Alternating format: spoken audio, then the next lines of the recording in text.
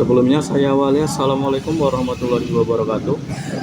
Saya Yasir Saputra dengan NIM 240301580. Di sini saya akan mempresentasikan materi tentang LiFi dan Wi-Fi. Yang pertama, di sini ada pengertian LiFi. LiFi atau Light Fidelity adalah teknologi komunikasi nirkabel yang menggunakan cahaya, biasanya dari lampu LED. Untuk mentransmisikan data, LiFi memungkinkan transfer data dengan kecepatan tinggi melalui gelombang cahaya yang dipancarkan secara cepat, sehingga dapat mengirimkan informasi dari satu perangkat ke perangkat lainnya tanpa menggunakan gelombang radio seperti Wi-Fi. Nah, selanjutnya di sini ada pengertian Wi-Fi. Wi-Fi adalah teknologi jaringan kabel yang memungkinkan perangkat seperti komputer, smartphone, dan tablet untuk terhubung ke internet atau jaringan lokal tanpa menggunakan kabel. Wi-Fi menggunakan gelombang radio frekuensi tertentu untuk mengirim dan menerima data secara wireless. Singkatnya, Wi-Fi memungkinkan kamu terhubung ke internet secara nirkabel melalui perangkat yang mendukung sinyal Wi-Fi, biasanya dengan menggunakan router sebagai penghubung utama. Selanjutnya di sini ada keunggulan LiFi. Yang pertama itu kecepatannya sangat tinggi. LiFi dapat mentransmisikan data dengan kecepatan yang jauh lebih tinggi dibandingkan Wi-Fi, bahkan hingga puluhan giga per detik. Yang kedua, keamanan lebih baik. Karena menggunakan cahaya, sinyal LiFi lebih sulit disadap dari luar ruangan, sehingga lebih aman untuk komunikasi.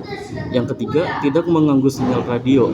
LiFi tidak menggunakan gelombang radio, sehingga tidak menimbulkan interferensi dengan perangkat yang menggunakan frekuensi radio seperti Wi-Fi, Bluetooth, atau perangkat medis, dan cocok untuk lingkungan sensitif.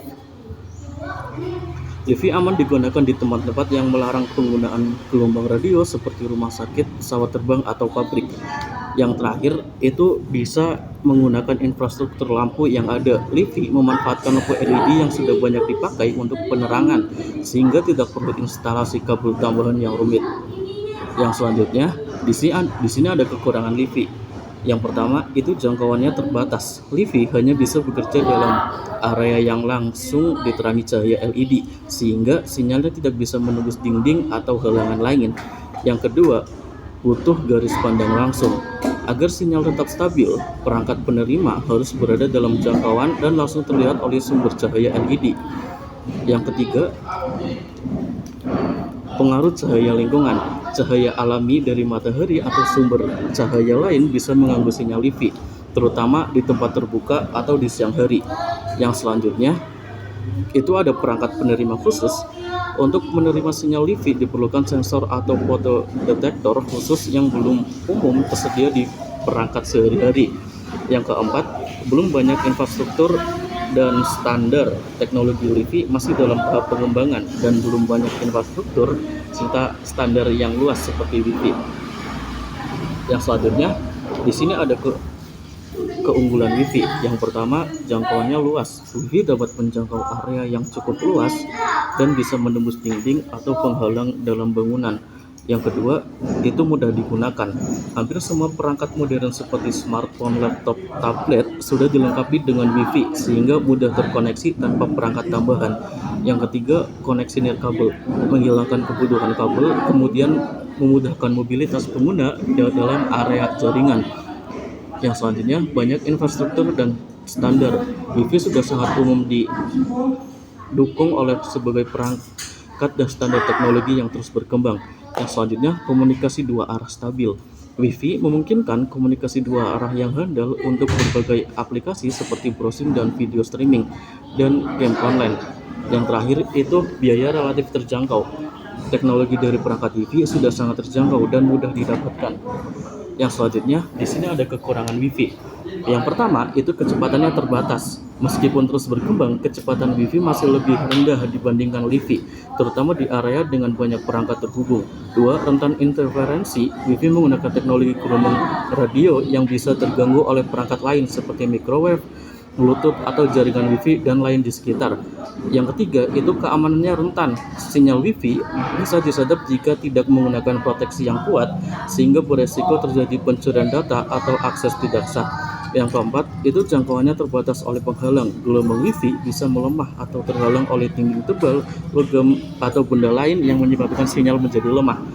Yang kelima, kepadatan pengguna. Jika terlalu banyak perangkat menggunakan jalur satu jaringan Wi-Fi, performa bisa menurun secara signifikan. Yang selanjutnya, di sini ada penggunaan Li-Fi dan Wi-Fi dalam sehari-hari. Yang pertama, itu ada penggunaan sehari-hari Li-Fi, itu bisa digunakan di internet kantor, internet di kantor atau rumah, 2 rumah sakit, 3 museum atau galeri seni, yang keempat pesawat terbang. Penggunaan sehari-hari Wi-Fi itu yang pertama koneksi internet di rumah untuk streaming, browser, dan bermain game secara nirkabel. Yang kedua, Wi-Fi publik di kafe, perpustakaan, atau bandara untuk akses internet gratis atau berbayar. Yang ketiga, kantor dan sekolah. Yang keempat, perangkat IoT atau Internet of Things. Dan kesimpulannya dari materi Li-Fi dan Wi-Fi adalah dua teknologi ini adalah teknologi komunikasi nirkabel yang memiliki cara kerja dan keunggulan berbeda. Wi-Fi menggunakan cahaya LED untuk mengirim data dengan kecepatan sangat tinggi dan keamanan yang lebih baik karena sinyalnya tidak bisa menembus dinding. Namun, Wi-Fi memiliki keterbatasan jangkauan dan memerlukan garis pandang langsung antara pemancar dan penerima. Sementara itu, Wi-Fi menggunakan gelombang radio yang memungkinkan jangkauan lebih luas dan fleksibel tinggi, tetapi lebih rentan terhadap interferensi dan risiko keamanan.